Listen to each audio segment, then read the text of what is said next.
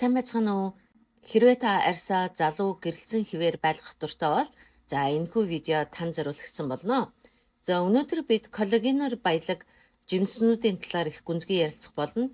Эдгээр нь таны арьсны харагдах байдлыг үнэхээр өөрчилж чадна. Коллаген бол арьсыг чанга, үе мөчийг, уян хатан, ясыг бат бөх байлгадаг уураг юм аа.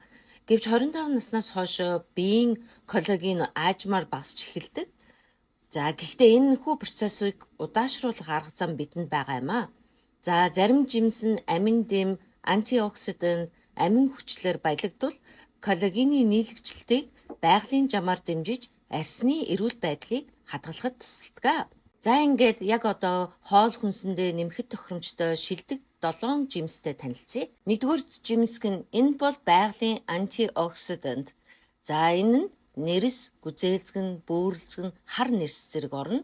Яагаад гэвэл С амин дэм нь коллагений нийлэгчлэлтэн зайлшгүй шаардлагатай байдаг. Таны бие С амин дэмгүүгээр коллаген үүсгэж чадахгүй. Зарим жимсг нь нэг аягандаа 85 мг хүртэл С амин дэм агуулдаг бөгөөд мөн одоо байгаа коллагенийг задрахаас хамгаалах антиоксидантаар баялаг байдаг. 2021 оны судалгаагаар эдгээр жимсэнд агуулгадах полифенол нь коллагенийг хамгаалж шинэ нийлэгжилтийг өдөөдөг болохыг харуулжээ. Хоёрдугаар цитрусийн төрлийн жимс. Эдгээр нь коллагений сонгодог их үсэр болдог. Жүрж, нимбэг, лайм, берсүд жүрж нь С амин дэмийн агууламж маш өндөртэй. Дунд зэргийн нэг жүрж ойролцоогоор 70 мг С амин дэм агуулдаг. Жүрж нь арьсны уян хатан чанарыг хадгалж өршлөөг багасгахад тусалдаг. Гуравдугаарт нь киви. Энэ нь болох төр коллагений хурдасгуур.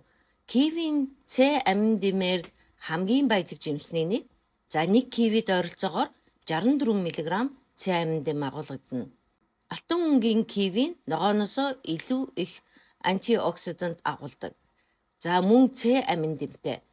2020 онд хийгдсэн судалгаагаар С амин дэмийн хэрэглээг нэмэгдүүлсэн хүмүүсийн арьсны чангаралтын үзүүлэлт 60 хоногийн дотор маш их сайжирсан байна. Та чадвал өдөрт 1-2 киви идээрэй. Дөрөвдүгээрт нь папая. Энэ нь арьсыг толийлгогч шидтэй. Папая нь С амин дэм, А амин дэм болон папаин хэмээх ферментээр баялаг. Папая нь уургийн задралыг дэмжиж коллаген үүсгэхэд шаардлагатай уургийн шингээлтийг сайжруулдаг байна. Нэг аяга папай нь 88 мг С амин дэм агуулгадаг бөгөөд мөн бета каротин агуулж бие дотор А амин дэм болж хувирдаг байна. Энэ нь арьсны эсийн шинжлэл, уян хатан байдлыг дэмждэг байна. Тавдугаарт манго. Энэ маань арьсыг гэрэлтүүлэгч юм. Манго нь бета каротин ихтэй бөгөөд энэ нь А амин дэм болж хувиран коллаген үүсгэх генийг дэмждэг байна. Нэг аяга манго нь 46 мг С амин дэм агуулдаг. 2021 онд Nutrients гэсэн сэтгүүлд нийтэлсэн туршилтаар 12-7 хоногийн турш манго хэрэглэсэн эмэгтэйчүүдийн арьсны уян хатан чанар чийгшил нь маш их сайжирсан байна. Гэхдээ байгалийн сахарын агууламж өндөр байдаг тул порцоо хяналттай байгаарай. Ерөнхийдөө өдөртөө хагас юм уу нэг аяга хэрчсэн манго идэхэд хангалттай байх нь. 6-дугаарт анар жимс. Анар жимс нь хүчтэй антиоксидант. Энэ нь коллагенийг хамгаалахаас гадна идэвхжүүлдэг. 2023 онд нийтлэгдсэн судалгаагаар анарын ханд 8-7 хоногийн дотор арьсны коллагений нэгтршлийг нэмэгдүүлсэн байна. Мөн цусны эргэлтийг сайжруулж арьсны эсүүдэд илүү хүчил төрөгч шимтгийжэл хүргэсэн байх нэ. 7-дугаарт нь авокадо.